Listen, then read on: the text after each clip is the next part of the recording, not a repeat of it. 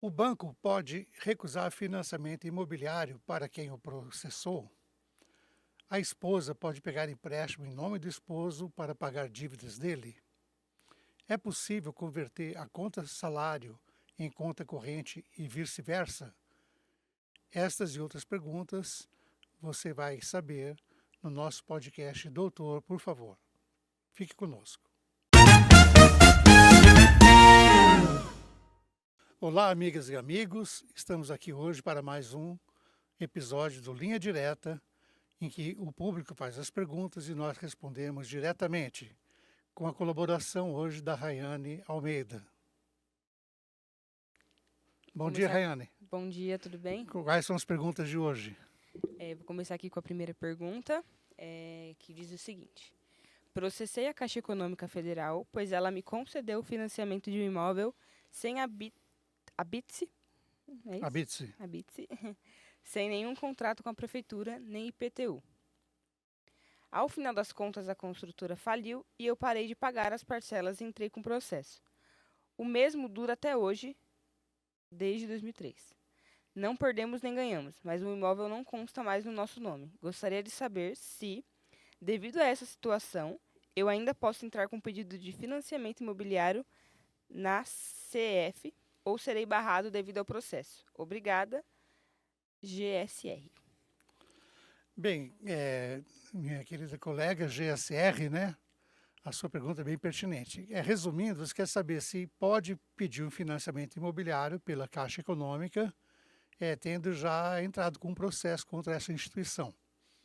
Então, existem certos financiamentos em que a Caixa Econômica é um agente obrigatório. Por exemplo, Minha Casa Minha Vida e assim por diante.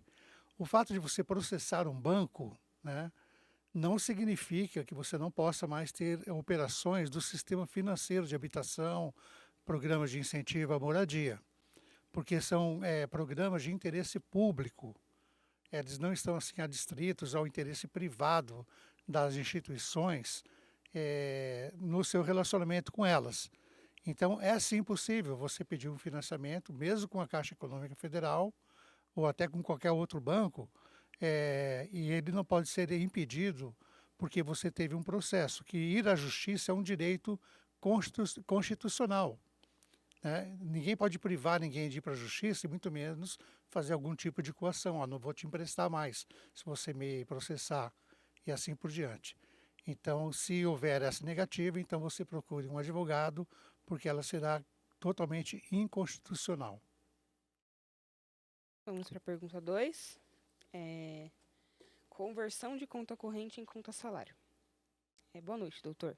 Mesmo possuindo empréstimo pessoal com renegociação, posso mudar minha conta corrente para a conta salário, ainda devendo ao próprio banco? Atenciosamente, E. Ramos. Bem, Ramos, a conta salário é uma conta de finalidade específica em que o empregado recebe os pagamentos do seu empregador. Inclusive, ela está assim, imune a todo tipo de tarifas, de serviços que os bancos geralmente cobram, né, nas contas correntes normais. No entanto, você não pode ter nenhum outro tipo de operação nessa conta salário. Então, se você quiser transformar a sua conta corrente em conta salário, havendo dívidas na sua conta corrente que vão ter que ser cobradas depois nessa conta salário em função do contrato prévio que você geralmente já tem com o banco, né, que eles geralmente colocam uma cláusula de que você autoriza, em caso de débito, a tirarem dinheiro de qualquer conta que você tenha. Então, essa conversão ela vai ficar prejudicada, porque ela não atende ao requisito de que a conta salário ela é uma conta exclusiva para o recebimento da sua remuneração por parte do empregador. Então, tecnicamente não é possível. E essa conta seria uma conta normal e na qual você receberia o salário e estaria sujeito a todo tipo de cobrança de taxas e assim por diante. Agora, o caso contrário, é possível converter uma conta salário em conta corrente normal? Sim, basta que você a movimente com uma conta normal, não há impedimento. Só que, como eu já disse, você vai ficar exposto a essas tarifas bancárias porque ela perdeu a sua exclusividade como conta salário. Eu acho que essa terceira que a gente já fez. Qual?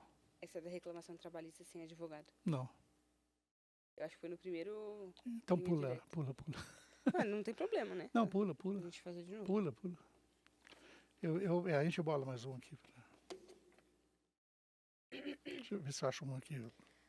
Depois eu Não, acho um. depois, é. Deixa eu dar um cortinho, velho. Bom, vamos à terceira pergunta, que é direitos trabalhistas de autônomo ou microempresário individual. Boa noite, sou representante comercial e represento uma indústria que atrasa há mais de 6 meses o pagamento das comissões. Tenho tentado de várias formas receber essas comissões, mas a indústria fica ganhando tempo e não resolve nada. Emite as notas fiscais de serviço e agora tenho que pagar impostos sem receber o dinheiro. Posso entrar com uma ação trabalhista contra essa indústria? Atenciosamente, RCM. Olá, RCM, tudo bem? Vamos lá. O que nós temos aqui é um caso da chamada pejotização, que vem de PJ, né, pessoa jurídica. Então, pejotização é um processo que tem sido muito comum no mercado hoje em dia, em que as empresas, ao invés de registrarem um empregado pela CLT e arcarem com todos os ônus trabalhistas, elas exigem que o empregado abra uma empresa, uma pessoa jurídica que vai emitir notas fiscais para essa empresa. A reforma trabalhista, inclusive, acabou por flexibilizar essa e dar assim chances de que isso possa ser feito. Mas existe um entendimento de que esse tipo de imposição legal da pejotização vai contra a Constituição, que fere direitos sociais do trabalhador, né? E, na prática, quando um juiz recebe uma ação trabalhista, uma reclamação trabalhista, o que ele vai verificar? Ele não vai verificar só a parte formal, o que está escrito no papel, olha, é um contrato, é uma firma, porque no direito do trabalho se busca sempre a primazia da realidade, ou seja, ver o que é real, o que é verdadeiro. Por isso que as testemunhas têm uma força muito grande no direito do trabalho. Então, se o juiz verificar que existem algumas condições que demonstram que aquela relação não é uma relação de duas empresas, mas é a relação de um empregado com uma empresa, mas camuflada através de uma pessoa jurídica, o juiz pode desconsiderar essa relação comercial e declarar que existe ali um vínculo empregatício. Então, quais são os principais elementos que caracterizam esse vínculo? A habitualidade, ou seja, é um serviço prestado habitualmente. A pessoalidade, o empregado, no caso, o dono dessa assim chamada empresa, presta o serviço pessoalmente, ele não subcontrata outras pessoas para fazer o serviço por ele.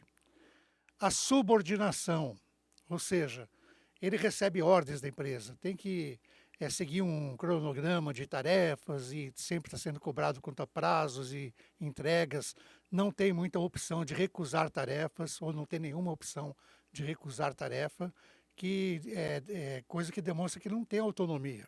Então, é a subordinação. E o quarto ponto importante também que é o pagamento. E é claro que o pagamento já está aí presente, sendo contrato de pessoa jurídica ou até de relação trabalhista normal, né? O dinheiro entra. Então, se você está tendo problema, você pode entrar com uma ação, uma reclamação trabalhista, pedindo que o juiz declare que existe ali uma relação de emprego, não de uma relação empresarial, e que todas as comissões sejam pagas com reflexo no descanso semanal remunerado, férias, terço de férias, abono natalino e assim por diante. Então, tudo vai depender da análise que o juiz fizer no momento sobre a presença desses requisitos do vínculo empregatício. Vamos à quarta pergunta, que diz assim: boa noite. Se a esposa pega É a empréstimo. terceira, né? Porque a gente pulou uma. Ou não? É a quarta. Seria a quinta agora, então? Não, é a quarta. Ah, porque acho que teve uma, pulou uma, não foi? É, agora é a quarta. Não. A 4 foi a 3, a 5 é a 4. Ah, tá bom. Tá, então, Entendeu? então volta aí. Então, vamos à quarta pergunta. Vamos à quarta pergunta, que diz assim: boa noite. Se a esposa pega empréstimo para saldar saldo devedor da conta corrente do marido, e este empréstimo é na própria conta do marido, sem que ele tenha conhecimento de tal situação por estar impossibilitado de tal conhecimento, o que ocorrerá com essa dívida? Grato, Caico. É um caso bem peculiar, né? Em primeiro lugar, embora o casamento estabeleça um regime assim de comunicação de bens, né, entre o marido e a mulher, isso não significa que um possa assumir assim obrigações diretamente no nome do outro. Então, a não ser que essa conta fosse uma conta conjunta, jamais a esposa poderia tomar um empréstimo para que o marido pagasse pessoalmente e com dinheiro depositado na sua conta. Aí uma irregularidade cometida pelo banco. Então você não explicou bem qual que é o impedimento, né, que houve no caso aqui para que ele tomasse conhecimento. Mas qualquer tipo de impedimento que assim, vamos repetir um termo, que impeça a pessoa de manifestar sua livre vontade, deve ser formalizado através de uma interdição, seja ela temporária, seja ela permanente, um processo de interdição. Aí o curador especial que é dado pelo juiz pode tomar as providências necessárias, né, para a preservação da vida, do patrimônio e das relações normais, cotidianas daquele interditado. Não havendo essa hipótese, né, aqui não está bem explicado, então esse empréstimo é completamente ilegal, né?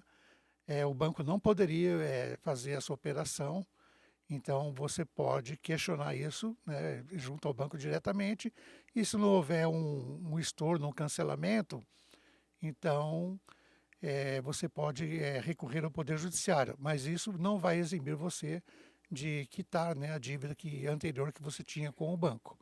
E também terá que devolver o dinheiro que foi depositado na sua conta, e se alguma parte foi usada por algum motivo, também devolver essa parte, para que o empréstimo seja cancelado de forma absoluta. Continuo no imóvel há 3 anos. Posso pedir uso capião? Ó, pergunta bem interessante, né? Uso capião é um instituto que faz com que a propriedade seja perdida se não for assim exercida regularmente. Então tem casos de uso capião em que esse tipo de propriedade pode ser requisitada pelo ocupante, que se estabelece ali com um ânimo de ser o dono da propriedade, faz benfeitorias e assim por diante, paga os impostos. Então, variam para 5 anos, imóveis urbanos até 250 metros quadrados, se forem maiores de 10 anos, e aí com justo título você pode mostrar um contrato de compra e venda, alguma coisa assim, e a partir de 15 anos nem precisa apresentar nada de documento, né? É dispensado isso, você apenas tem que comprovar que esteve ali nesses 15 anos ocupando o imóvel como se fosse o dono do imóvel, né? Que nós chamamos de animus uso capiente, ou seja, vontade de ter aquele imóvel como seu através de uso capião. Então, na uso capião, alguns falam no masculino, outros no feminino, mas o correto é no feminino. Na uso capião, é possível a soma das posses. Ou seja, você tem a posse do imóvel há 3 anos, mas os seus pais estiveram na posse desse imóvel durante 50 anos, muito mais do que o prazo máximo previsto em lei. Então, você pode entrar com um processo de uso capião, pedindo para somar a sua posse com a posse dos seus pais, né? E conseguir que esse imóvel seja lavrado, né, em matrícula no seu nome, como se fosse uma propriedade original que nunca existiu antes, ou seja, não tem imposto atrasado para pagar, não tem dívida nenhuma. Que o uso capião é considerado como um método originário de aquisição de propriedade, ou seja, não existiu nada ali no passado. Qualquer coisa no passado que houvesse em relação a esse imóvel desaparece e começa tudo do zero. Sim, é possível a soma das posses. Então, este aqui foi o Linha Direta.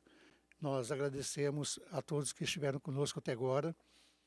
Pedimos que se inscrevam no nosso canal e ativem o sininho para receber notificações. Temos um podcast toda semana.